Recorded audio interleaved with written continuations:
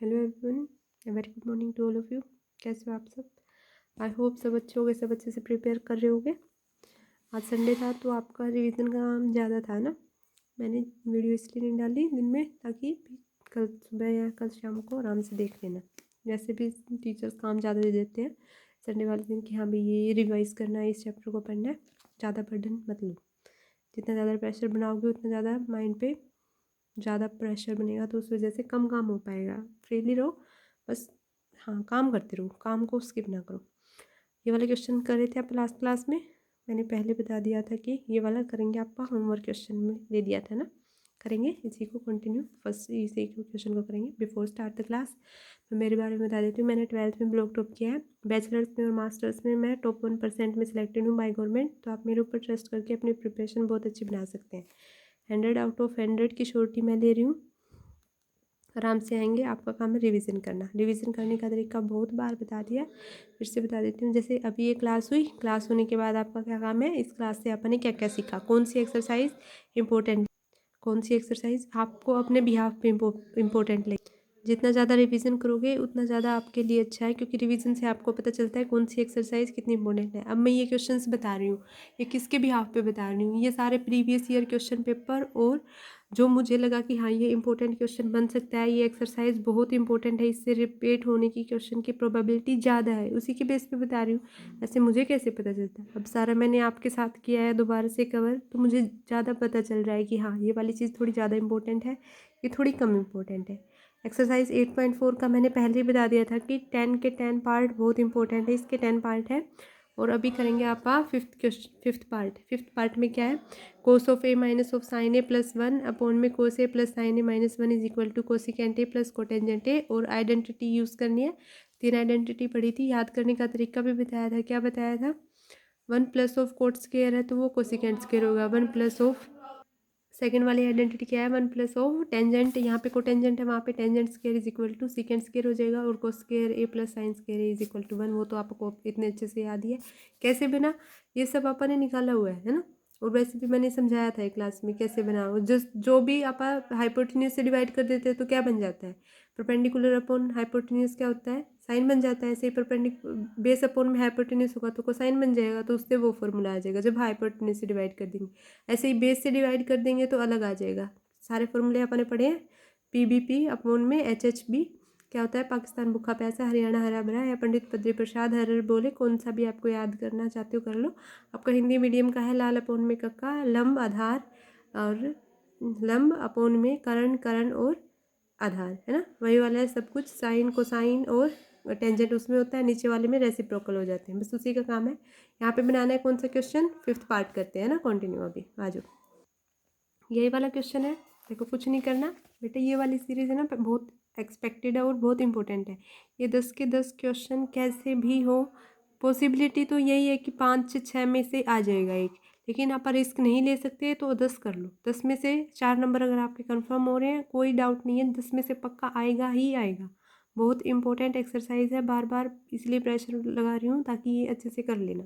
Easy सा concept है, बस एक बार हाथ से प्रैक्टिस करोगे तो आराम से बन जाएगा। बट मैथ्स की प्रैक्टिस हाथ से होती है, बस ये बात ध्यान रखो। अब क्या किया है अपन ने, इसको साइन, दोनों को साइन से डिवाइड कर दिया। साइन से डिवाइड करने का रीज़न क्या है, ताकि ये कोसिकेंट और कोटेंजेंट में कन्वर्ट हो जाए, कुछ ऐसा ही प्रूव करना है। तो ये बन गया, इसको सारे से साइन से डिवाइड कर दिया, नीचे वाली को सारे को साइन से डिवाइड कर दिया। अब कोस ए अपॉन में साइन ए क्या हो गया, cotangent A, minus of sine A upon में साइन ए कैंसिल हो गया, 1 बन गया, प्लस ऑफ 1 अपॉन में साइन ए क्या हो गया, cosecant A, cos A upon में साइन ए क्या हो गया, cotangent A, plus of sine A upon में साइन ए हो गया +1, और 1 माइनस ऑफ 1 अपॉन में साइन ए क्या हो जाता है, फॉर्मूला चेंज हो जाता है, कोसिकेंट, है ना। साइन का रेसिप्रोकल होता है कोसिकेंट ए, सीकेंट का रेसिप्रोकल होता है कोसाइन ऑफ ए, है ना। ये अच्छे से अपन ने किया। टेंजेंट का क्या होता है, कोटेंजेंट ऑफ ए। अब यहाँ से क्या करते हैं, यहाँ से इस 1 को स्प्लिट कर लिया, किस में आपको, इसमें कौन से में सबसे ज़्यादा रिलेशन दिख रहे हैं, कोटेंजेंट और कोसिकेंट में। तो 1 को, ऊपर वाले 1 को स्प्लिट कर लिया सिंपल आइडेंटिटी वाले में, क्योंकि उसने बोला था यूज़ करनी है तो कहीं ना कहीं यूज़ करेंगे, ऊपर यूज़ कर रहे हैं। Cotangent A plus of cosecant A minus of cosecant square A minus of cotangent square A upon में दिस 1। अब यहाँ से क्या किया है, ये स्क्वायर था तो a प्लस बी और a माइनस बी का स्क्वायर कर देते हैं ना, A square minus of B square होता है, क्या होता है उसका formula, A square minus B square को क्या लिख सकते हैं, ए प्लस बी और ए माइनस बी, स्प्लिट कर दिया, कर दिया।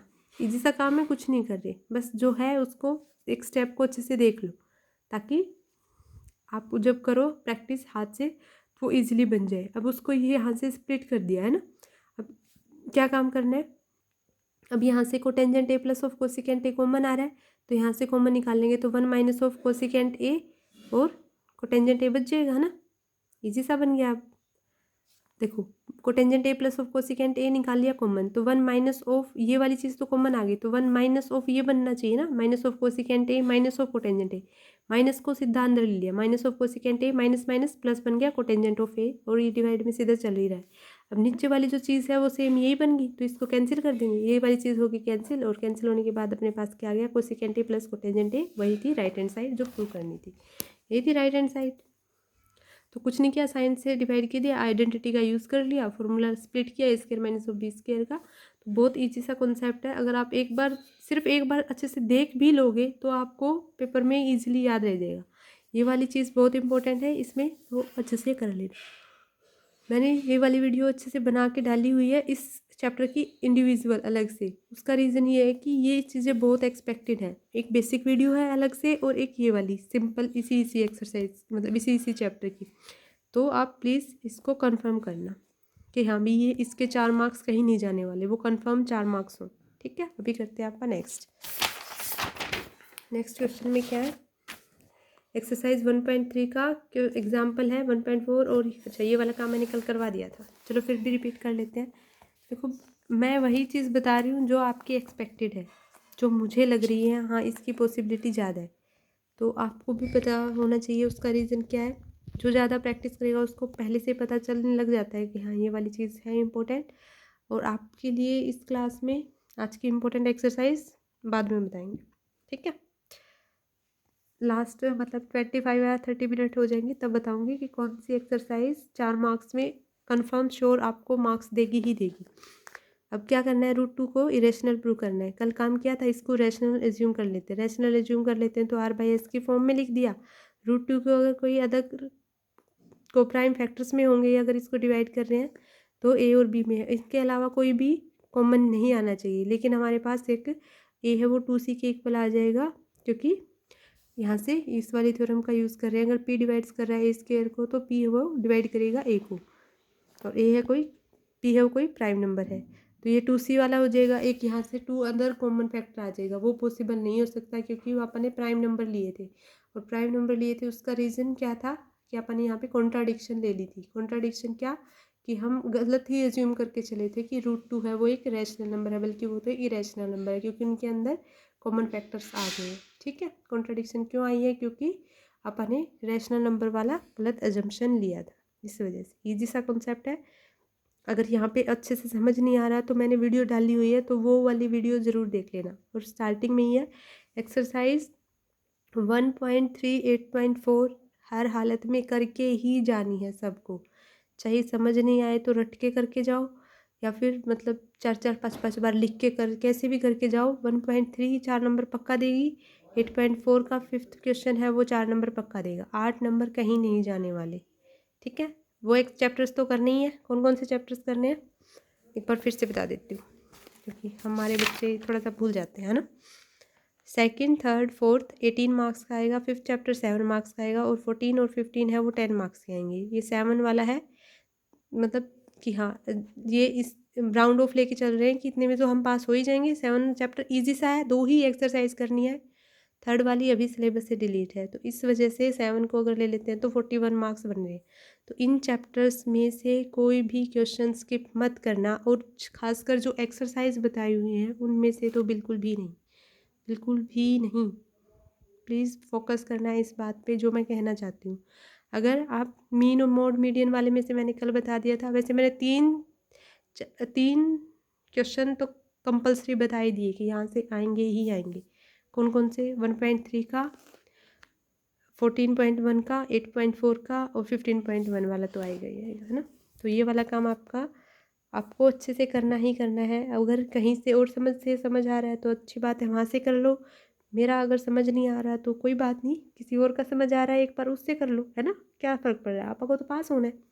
अपने लिए अपना पास होना मायने रख रहा है, ना कि समझ कहाँ से आ रहा है वो। लेकिन अगर आप बार बार अगर टीचर ही चेंज करते रहोगे, कहीं कभी किसी को सब्सक्राइब कर रहे हो, कहीं किसी को रिमूव कर रहे हो, तो उसका कोई बेनिफिट नहीं है। एक टीचर के साथ बने रहो, वो 100% आपका सिलेबस अच्छे से करवाएगा ही करवाएगा, मैं श्योरिटी ले रही हूँ। कोई टीचर ऐसा नहीं है कि नहीं करवाता, सब अच्छे से ही करवाते हैं, समझाने का तरीका अलग हो सकता है।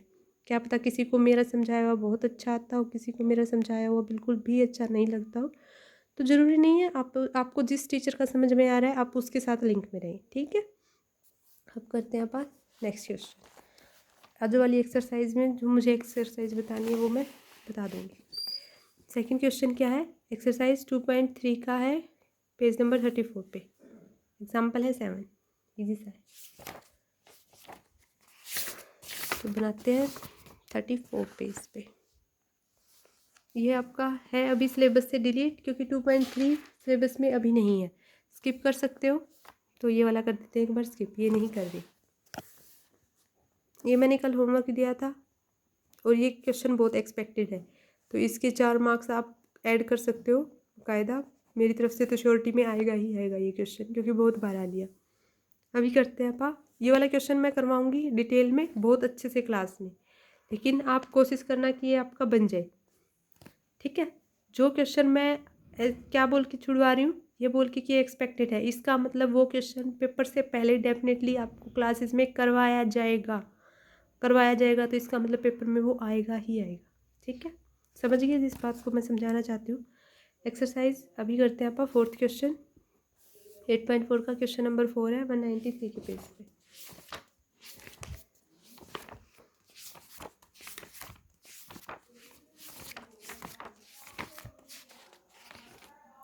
8.4 का क्वेश्चन नंबर 4 का थर्ड पार्ट क्या बोल रहा है, secant A plus of tangent A into 1 minus of sine A क्या होगा।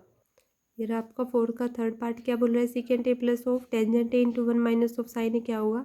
देखो मैंने समझाया था, जहाँ पे भी टेंजेंट आ जाए उसको साइन बाय कोस में कन्वर्ट करने की कोशिश करो, जहाँ पे भी को टेंजेंट आ जाए उसको कोस बाय साइन, इससे इजीली क्वेश्चन बन जाएगा। और वैसे भी यहाँ पे साइन में जा रहा है, इसका मतलब कुछ ना कुछ चेंज करना ही पड़ेगा, है ना, चेंज करना पड़ेगा, तो साइन बाय कोस में या कोस बाय साइन में ही चेंज करना। अब यहाँ पे कोस में चेंज कर लिया, सेकेंड ए को 1 अपॉन में कोस ए लिख लिया, और साइन टेंजेंट ए को साइन ए अपॉन में कोस ए, फॉर्मूला है सिंपल, चेंज किया, इसको एज इट इज रख लेते हैं। यहाँ से एलसीएम आ गया, cos of A 1 plus sine A into 1 minus of sine A, क्या बन गया है, A plus B into A minus B, तो A square minus of B square, A square 1 का स्केयर 1 ही होता है, तो 1 square minus 1 minus of sine square A क्या होता है, कोस स्केयर ए, कोस ए से कोस ए। यहाँ पे 2 पावर थी, नीचे 1 पावर है, तो 1 पावर कैंसिल होगी, जब बेस सेम हो पावर और नीचे 1 हो तो सब्ट्रैक्ट हो जाती है ऊपर जाके, तो कोस ऑफ 2a में से कोस की 1 पावर नीचे वाली थी वो सब्ट्रैक्ट होगी, तो कोस ए आ गया।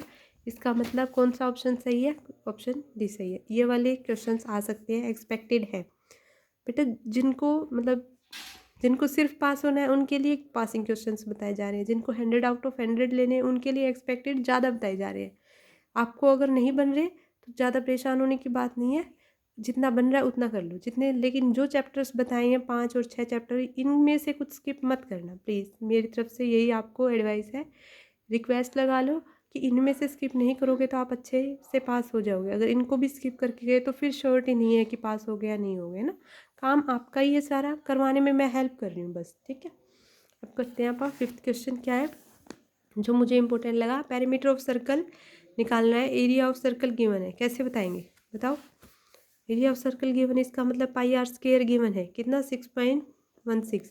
यहाँ से अगर आप आर स्क्वायर सोल्व कर ले, आर स्क्वायर की वैल्यू 6.16 अपॉन में पाई की वैल्यू क्या है 3.14 या 22/7, कुछ भी एज्यूम करके इसको सोल्व करना, आर की वैल्यू निकालना, फिर क्या करना है 2 पाई आर निकालना है। 2 पाई आर तो आराम से निकाल ही लोगे, जो भी 2 की वैल्यू हो 22/7 यूज़ की तो वो वाली, और आर की वैल्यू जो यहाँ से आएगी उसको पुट कर देना बस, पुट आर, है ना, पुट वैल्यू ऑफ आर। तो यहाँ से आपका इजी सा क्वेश्चन बन गया, और ये एक्सपेक्टेड है, 3-4 बार आया हुआ है, तो इसको स्टार मार्क दे दो, 7 स्टार दे लेना, क्योंकि ये क्वेश्चन 3 बार मैंने खुद ने प्रीवियस ईयर पेपर में भी देखा है, और मुझे भी लग रहा है कि ये आएगा ही आएगा 12 के चैप्टर में। और आज वाली एक्सरसाइज जो इंपॉर्टेंट है वो इसी से रिलेटेड है। एक्सरसाइज 3.6 आपके अभी सिलेबस में है तो करनी है ना। क्वेश्चन नंबर फर्स्ट का फोर्थ पार्ट, पेज नंबर 74। आज वो बनाते हैं पेज नंबर 74।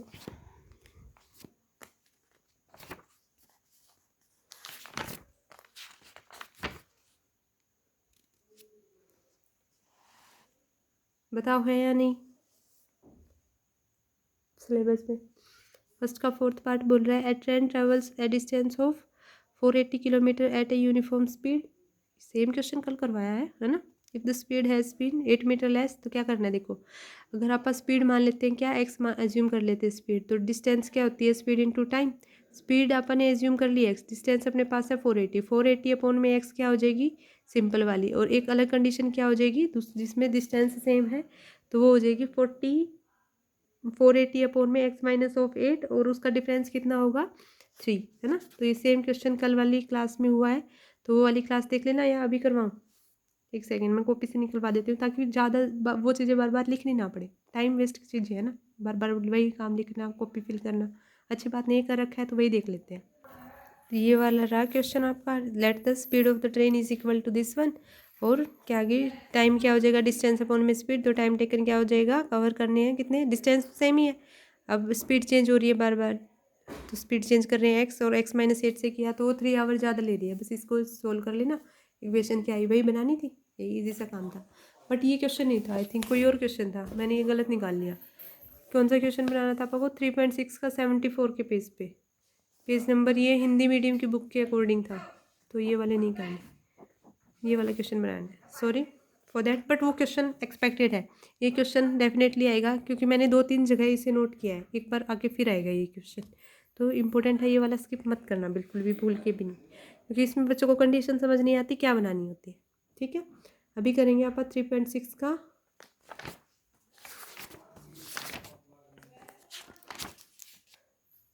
3.6 का क्वेश्चन नंबर फर्स्ट का फोर्थ पार्ट बनाना है, ये वाला 5 ऑफ एक्स माइनस वाई, यही वाला है 5 अपॉन में x minus 1 plus of 1 upon y minus 2 is equal to, solve करना है। कैसे करना है, सिर्फ रिड्यूसिंग पेयर्स को एक्स और वाई की वैल्यू निकालनी है, कैसे भी सोल्व करो आपका काम है, नहीं लिख रखा सब्स्टिट्यूशन मेथड, कुछ भी लगाना अपना आराम से बना लेना। तो क्या काम करोगे यहाँ पे बताओ, तो ये रहा क्वेश्चन, 5 अपॉन में x minus 1 plus of 1 upon this one, तो इसको एज्यूम कर लेते हैं यू, और इसको एज्यूम कर लेते वी। अगर यू और वी की वैल्यू निकाल दी तो क्वेश्चन की सारी वैल्यूज ही निकाल दी, तो 5u plus of 2v plus of v is equal to 2 बन गया, यहाँ से इक्वेशन बन गई 6 ऑफ u। देखो ये कन्वर्ट करने का काम क्या है, ताकि अपनी कैलकुलेशन ईजी बन जाए बस, है ना। जहाँ पे 1/x of 1/x minus of 1 कुछ भी हो, तो उसको थोड़ा अगर सिंपल सा नाम दे लेंगे तो कैलकुलेशन हमारी इजी वे में निकल जाएंगे, और उसको बाद में पुट कर देंगे, बस इतना चाहिए तो काम है ना। एक हर जगह 1/x माइनस 1 या 1/x माइनस समथिंग लेके चल रहे हैं, और उसको एक simple u v x y z या कुछ भी, यहाँ पे नेम x भी ले सकते थे, लेकिन वो कन्फ्यूजन ज़्यादा हो जाती कि किस x की वैल्यू क्या निकाली थी, वो तो अलग नाम ले लेते हैं जो भी इक्वेशन में ना हो। कहीं पे p गिवन होगा तो p से हटके, या u गिवन होगा तो u से हटके, जो इक्वेशन में गिवन ना हो उसके अकॉर्डिंग नाम ले लेना। अब ये 2 इक्वेशन आ गई अपने पास, कोई सा भी मेथड लगा सकते हैं। पुटिंग द वैल्यूज़ वाला निकाल लेते हैं, तो v की वैल्यू यहाँ से आपने निकाल के इसमें पुट कर दी, तो u की वैल्यू आ गई अपने पास 1/3। ऐसे ही अगर u की वैल्यू 1/3 है तो उसको सोल्व कर दिया फर्स्ट इक्वेशन में पुट करके, अपने पास v की वैल्यू आ गई 1/3, दोनों की वैल्यू 1/3 है, तो 1 अपॉन में x minus 1 is equal to 1/3 हो गया, तो 1 और 1 तो सेम ही हो गया, तो सिंपल नीचे वाले को कंपेयर कर लेंगे, तो x की वैल्यू आ गई 4, ऐसे y की वैल्यू को कंपेयर किया 1 अपॉन में y माइनस 2, तो v इज इक्वल टू 1/3, तो 1 से 1, तो y minus 2 is equal to 3 हो गया, तो y की वैल्यू आ गई अपने पास 5। देखो ईजी सा क्वेश्चन है, बस बनाने का मेथड सीख लो आराम से, अगर बनाओगे तो ईजिली आराम से सारे क्वेश्चंस बनेंगे आपके। ठीक है, अब अगला क्वेश्चन क्या है, 4.3 का एग्जाम्पल नंबर 15, तो ये काम समझाने का है ना। एग्जाम्पल मैंने नहीं करवाए हैं रेगुलर में, तो समझाएंगे अच्छे से। तो बनाते हैं 4.3 का question number, sorry example number 15।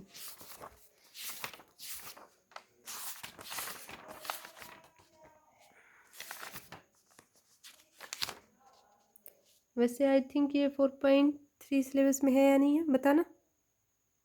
4.3 अभी सिलेबस में नहीं है, तो एक बार स्किप भी कर सकते हैं, समझ आ जाओ तो समझ लेना, बट अभी कर देते हैं एक बार स्किप। 4.3 एक्सरसाइज अभी सिलेबस में नहीं है।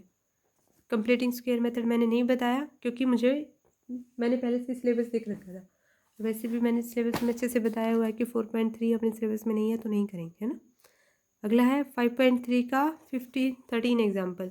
अब 5.3 के 15 to 20 वाले क्वेश्चन डिलीट हैं, तो 5.3 का 13 एग्जाम्पल करना पड़ेगा। कुछ ऑप्शंस नहीं है कुछ कुछ चीज़ों में, जहाँ पे दे रखे हैं तो वहाँ पे बना ही रहे हैं आप, है ना। तो 13 एग्जाम्पल क्या है देखो, how many terms to be taken की सम ये हो जाएगी, इसका क्वेश्चन है और आएगा एक्सपेक्टेड है ना। 15 से 20 क्वेश्चन स्किप है सिलेबस से, लेकिन एग्जाम्पल करना पड़ेगा, ठीक है। और मोस्ट एक्सपेक्टेड एग्जाम्पल्स है, जो एग्जाम्पल बता रही हूँ प्लीज़ उनको स्किप बिल्कुल भी मत करना किसी भी कंडीशन में, अदरवाइज चाहे स्किप कर भी देना। देखो जो चैप्टर्स बताए हैं बेटा, ये बात बहुत इंपॉर्टेंट है आप सबके लिए, जो चैप्टर्स बताए हैं वो स्किप नहीं करने उनके, ना ही एग्जाम्पल स्किप करने। तो पॉसिबिलिटी जो और चैप्टर्स की, मतलब जिनको 40 से ज़्यादा मार्क्स लेने हैं, मतलब जिनका पहले से लेवल है कि हाँ हम पास तो हो ही जाएंगे, उससे अच्छा करते हैं, उससे अच्छा करने में आ रहा है आपका ये वाली चीज़ें, कि जो चैप्टर्स किसी ने मेरे से क्लास में पूछा था, आई थिंक किसने पूछा था यार, नाम याद तो नहीं है बट नाम लेंगे भी नहीं वीडियो में, ऐसे अच्छा नहीं लगता। तो क्लास में पूछा था 10th में, तो उन्होंने बोला था कि मैम कौन कौन से इंपॉर्टेंट एग्जाम्पल है वो बता दूँ। तो बेटा ये वाला एग्जाम्पल प्लीज़ स्किप मत करना, जो इस वीडियो में इन वीडियोज़ में बताए जाएंगे, जो सीरीज़ में होंगी आपकी वीडियोज़, ठीक है। How many terms of the AP 24, 21, 18 must be taken so that their sum is 78। क्या है, ए है अपने पास 24, डी क्या आ गया 21 माइनस 24 की वैल्यू आ गई -3, S n is equal to 78। We need to find n, n की वैल्यू निकालनी है क्योंकि एस एन बनाना है, एस एन की वैल्यू दे रखी है 78 और एन बताना है। सम का फॉर्मूला क्या होता है, n/2 into 2a plus of n-1 into D. तो सारी वैल्यूज़ हैं अपने पास, ए की वैल्यू है 24 पुट कर दी, 2 इंटू 24 48 बन गया। n-1 डी की वैल्यू क्या है -3 पुट कर दी 51, यहाँ से इक्वेशन क्या आ गई -3n हो गया और +3 हो गया, तो +3 किया तो ये 51 हो गया। n/2 ऑफ 51 -3n, तो आ गई अपने पास equation 3n² -51n + 156 is equal to 0। n² n3 से सब कैंसिल हो रहा है क्योंकि सब में कॉमन आ रहा है, तो 3 को कैंसिल कर दिया। n² -17n + 52 is equal to 0, यहाँ से दो इक्वेशंस फैक्टर्स बनने क्या 13 इंटू 4 करेंगे तो ये भी हो जाएगा ये भी हो जाएगा। मैंने ये अच्छे से समझाने का तरीका भी बताया हुआ है कि किन्हीं दो को ऐड कर रहे हैं तो -17 आ रहा है, और किन्हीं उन्हीं दो को अगर प्रोडक्ट कर रहे हैं तो 52 आ रहा है, तो क्या बनेंगे x + y और x इंटू वाई से सोल्व कर लेना, बस वही से तो वैल्यूज़ आ जाएंगी अपने पास। n की वैल्यू एक आ गई 4 और एक आ गई 13। अब अगर वो बोल देता कि n की वैल्यू नॉट ग्रेटर देन 4, या फिर या ये बोल देता कि नॉट ग्रेटर देन 5, तो 4 इसकी वैल्यू होती। और अगर वो ये बोल देता कि n की value must be greater than 10, तो 4 आप वैल्यू नहीं लेते। क्वेश्चंस में आपको थोड़ा सा घुमाया भी जाएगा, लेकिन आपके इस एग्ज़ाम में 10th वाले में नहीं घुमाते इतना। 12th में या फिर बैचलर्स और मास्टर्स के में हो जाता है कि क्वेश्चंस को थोड़ा सा चेंज कर देते हैं टीचर्स प्रोफेसर्स, ठीक है। तो आप वाले में इतना काम नहीं होगा, लेकिन पूछ सकता है, तो आपको इतना कंडीशंस तो पता नहीं होना चाहिए कि 4 से बड़ा ना हो तो 4 ही हो जाएगा, 4 से बड़ा ना हो, और ये बोल दे कि 4 से बड़ी वैल्यू कोई हो 4 ना हो, तो 13 वाली इनकी वैल्यू हो जाएगी। अब क्या कौन सा क्वेश्चन करना है, ये बन गया अपना। अब 9th क्वेश्चन बनाते हैं, एक्सरसाइज 10.2 का क्वेश्चन नंबर 10। 10.2 का क्वेश्चन नंबर 10 निकाल लेती हूँ मैं एक बार।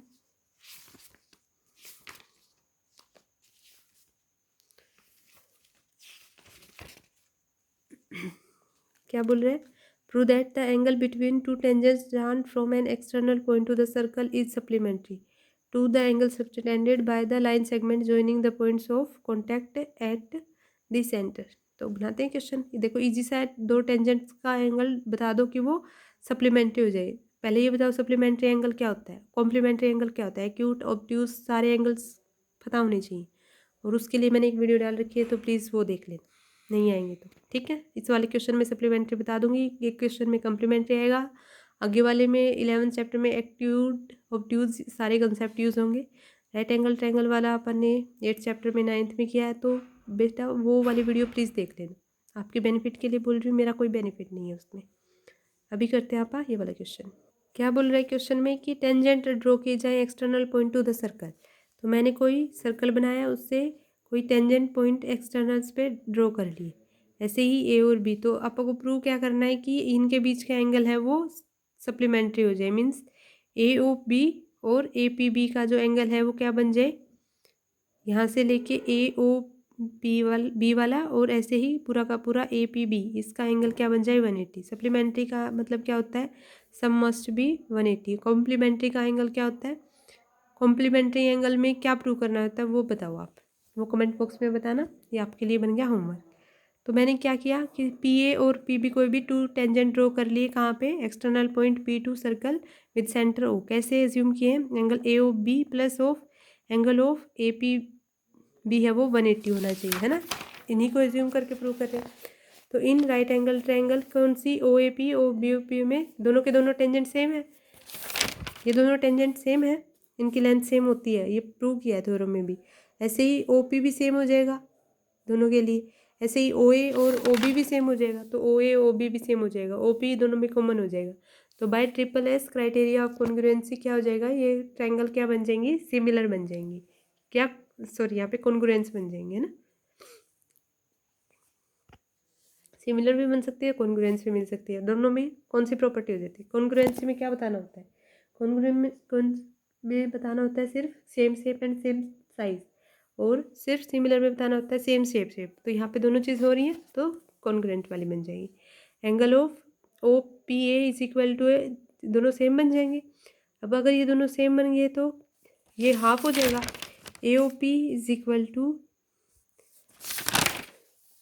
एंगल ऑफ BOP, और APB है वो 2 ऑफ दिस वन, ये वाला जो एंगल है वो इसका तो दुगना हो ही जाएगा, तो ये बन गया इसका 2 ऑफ AOP। अब क्या करेंगे, अब आप लगाते हैं राइट एंगल ट्रायंगल वाली प्रॉपर्टी, एंगल ऑफ AOP पे 90 minus of angle of OPA कर दिया, 2 से मल्टीप्लाई कर देते हैं तो ये 180 हो जाएगा, और 2 इस तरफ।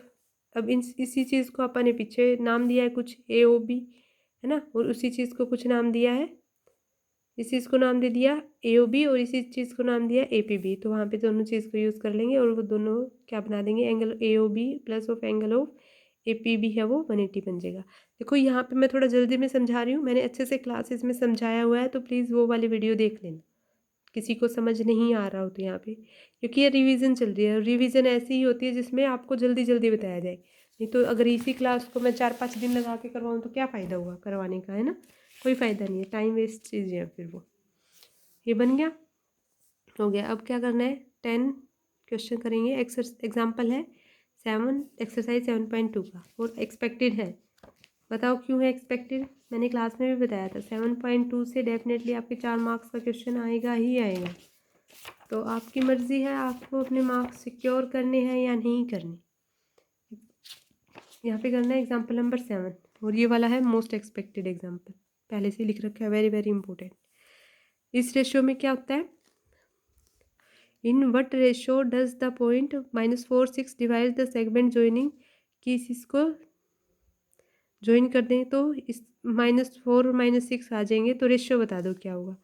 अगर आप एज्यूम कर लेते हैं कि M1 और M2 ऐसे अपन रेशियो मान लिए, तो ये इतना ही क्वेश्चन बनाना है, वेरीफाई करने के लिए आपको नहीं बोला गया। अल्टरनेट मेथड देखो इन्होंने क्या बनाया, M1/M2, कुछ भी बना दो कोई फर्क नहीं पड़ता, आप M1 और M2 वाले तरीके से बनाते हैं। क्या किया कि मैंने A और B को इंटरनली डिवाइड कर लिया, क्योंकि एक्सटर्नली वाला कॉन्सेप्ट आपके सिलेबस में अभी नहीं है। इंटरनली वाले में क्या करना होता है, नीचे M1 + M2 आता है, एक्सटर्नली वाले में सब्ट्रैक्ट वाला आएगा, ठीक है। तो इन चीज़ों को -4 और -6 से डिवाइड इक्वल आ जाएंगे, इनको डिवाइड करना है, तो क्या करेंगे, पहले M1 और M2 लिखेंगे, M1 और M2 लिख लिया, तो इसकी M1 के साथ multiply 3 of M1 -6 of M2, ऐसे ही -8 M1 plus 10 of M2 divide by M1 + M2। अब इन दोनों को, इस वाले पॉइंट को -4 के साथ कंपेयर और इस वाले को 6 के साथ कंपेयर, दोनों इक्वेशन से M1 और M2 को सॉल्व करेंगे। तो एक इक्वेशन से सॉल्व कर लेते हैं, सेम ही वैल्यूज़ देगा, तो M1 -M2 से -4 वाले से कंपेयर कर लिया, तो -4 M1 -4 ऑफ M2, ये दोनों चीज़ें यहाँ पे सेम की सेम, क्योंकि इस साइड पे कुछ किया नहीं। -4 M1 यहाँ पे ले आए तो -7 M1, यहाँ से -6 M2 प्लस 4 M2 हो गया, तो -7 M1 is equal to -2 M2, minus से माइनस हो गया कैंसिल, तो दोनों बन गया, दोनों साइड होगी positive. 7 M1 is equal to 2 M2, M1 और M2 का रेशियो क्या हो गया, 2:7। यू शुड वेरीफाई, वेरीफाई करने के लिए नहीं बोला गया है ना, सिर्फ उन्होंने बोला कि ज्वाइनिंग और रेशियो बता दो। वेरिफिकेशन आपको करनी है तो कर लेना, नहीं करनी तो मत करना। वेरिफिकेशन के लिए बोला नहीं क्या, तो मैं नहीं करवा रही, है ना। वैसे सेम ही आएगा, 2:7 ही आएगा तो आंसर हो जाएगा, है ना। ये अगला क्वेश्चन क्या है, रिपीट एज ए प्रोबेबिलिटी वाला, जिसमें डायमंड और एस नहीं आएगा। एक क्वेश्चन था जिसमें एस क्या आ जाए, डायमंड एस आ जाए, मतलब ईट का इक्का। कितने इक्के होते हैं, कितने एस कार्ड होते हैं, 4 होते हैं, है ना। डायमंड का चाहिए, इसका मतलब 1/13, 13 में से ही आएगा तो हो गया। और एस ना हो, एस ना हो तो इसका मतलब 48 कार्ड बच गया, 48/52, तो वो बन जाएगा। उसको करेंगे सोल्व तो 12/13 बाय मेकिंग कंप्लीट स्क्वायर। ये आपकी अभी एक्सरसाइज सिलेबस में नहीं है तो नहीं कर रहे, नहीं है तो अभी नहीं कर रहे हैं ना। सिलेबस में जो है ही नहीं वो क्यों करें। कंप्लीटिंग स्क्वायर आपके 3.5 में है, वो अभी सिलेबस से डिलीट है। 11.1 का क्वेश्चन नंबर फर्स्ट, ये कल भी मैंने होमवर्क दिया था तो आज भी होमवर्क ले लें। ये वाला क्वेश्चन और ये वाला क्वेश्चन, इनकी अलग से वीडियो डाली जाएगी, तो आप आगे तक बने रहना, स्किप बिल्कुल भी मत करना। 8.4 का फिफ्थ सेम आ गया रिपीट, तो प्लीज़ ये वाला क्वेश्चन बहुत इंपॉर्टेंट है, 4-5 बार जगह आएगा ही आएगा, और आपके पेपर में भी मोस्ट एक्सपेक्टेड है कि फिफ्थ के पार्ट का ही कोई सम आए। मिलते हैं अपन नेक्स्ट क्लास में। Thank you so much for watching and listening मी। आपके कॉन्टैक्ट में कोई भी 10th 11th 12th के लिए प्रिपेयर कर रहा है तो प्लीज़ उसको चैनल के बारे में ज़रूर बता दें। श्योरिटी मैं ले रही हूँ, अगर आप ऐसे ही कंटिन्यू में बने रहेंगे और आपका रिस्पॉन्स अच्छा रहा तो हम आगे ऐसे ही कंटिन्यू में क्लास डालेंगे, और आपका स्कोर अच्छा ही आएगा अगर आप मेहनत करोगे तो। देखो, मेरी अकेली मेहनत से आपका कुछ नहीं होना, मेरी मेहनत आपकी मेहनत में अगर जुड़ जाती है तो इसका मतलब आप अपना 100% सेफ जगह पे पहुंच जाते हो। अच्छी चीज़ सीखने में और अच्छा सिखाने में टाइम तो लगता है, लेकिन अगर आप अच्छे से प्रॉपर वे से सीखना स्टार्ट कर दोगे, लिंक में बने रहोगे, या फिर कहीं पे कोई दिक्कत है तो कमेंट में बता तो सकते हो कि मैम यहाँ पे समझ नहीं आया, इतना समझ नहीं आया, तो मैं आपकी हर एक तरह से पूरी हेल्प करने की पूरी कोशिश करूँगी कि हाँ भी अच्छे से समझाऊँ। कोई वो मेथड जो आपको समझ नहीं आ रहा तो क्या दूसरा मेथड आपको समझ में आ जाए, उस बात की टेंशन मत लो कि समझाना कैसे। बस आपका आपका सीखने का मन हो, आपका सीखने का मन होगा तो सिखाने का मन अपने आप बन जाएगा। ठीक है, तो अगर अच्छी लगे क्लास तो प्लीज़ कमेंट बॉक्स में ज़रूर बताना। Thank you so much for watching and listening me. मिलते हैं नेक्स्ट क्लास में। Okay, bye.